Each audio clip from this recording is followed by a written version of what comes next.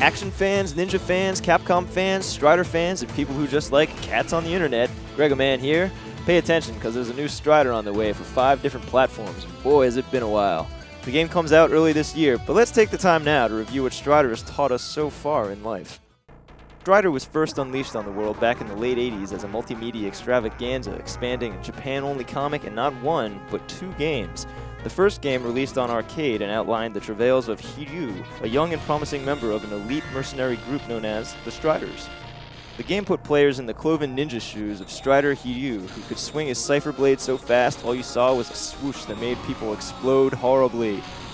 The gameplay was simple and fast, taking Hiryu through a variety of eclectic locales, from the futuristic cityscape of Kazakh, to the Amazon, to this anti-gravity chamber, to this here robo-gorilla parlor.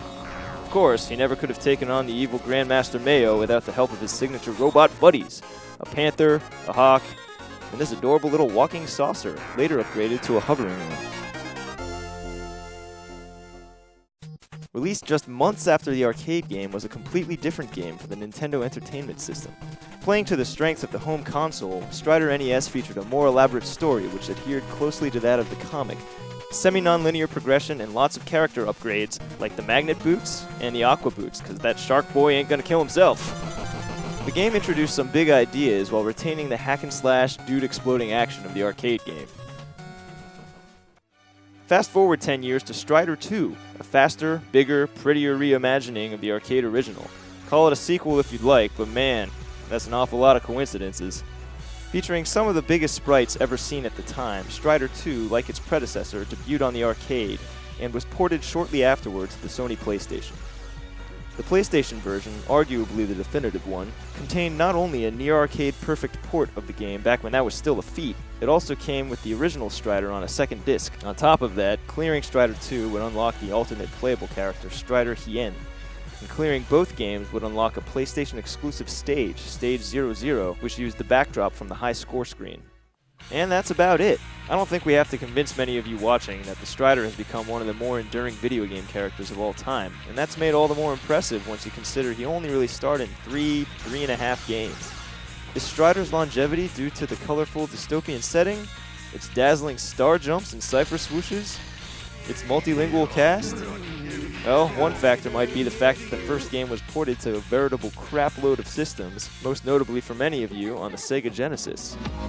Definitely Strider. Sega Genesis. Strider was everywhere. In fact, the company that handled many of these ports overseas, US Gold, was apparently so happy with Strider's performance that it made its own sequel exclusively for the West, Journey from Darkness, Strider Returns. Where did this game fit in with the rest of the series? Well, they may have taken a few liberties, what with the gun-wielding spandex man, but luckily they'd already eased the Western audience into that kind of digression with their ports of the original game, which not only omitted a final boss, but even added a new ending where everything was all just a simulation that never happened. That may raise serious philosophical debates about the Strider canon, but never fear, it's all fiction anyway. Core games aside, Strider's had a variety of guest appearances over the years, from his consistent attendance in the Marvel vs. Capcom series, to bit parts in Street Fighter Alpha 2, to various others.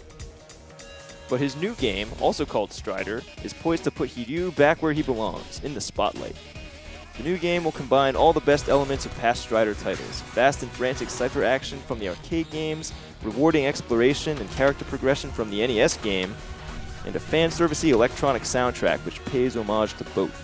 You'll also catch plenty of appearances from returning cast members, Solo the smack-talking cyborg, the robot gorilla Mechapone whose existence remains a mystery, and the unfortunately named Pooh sisters, to note just a few. Look forward to Strider on Xbox 360, Xbox One, PlayStation 3, PlayStation 4, and PC early this year.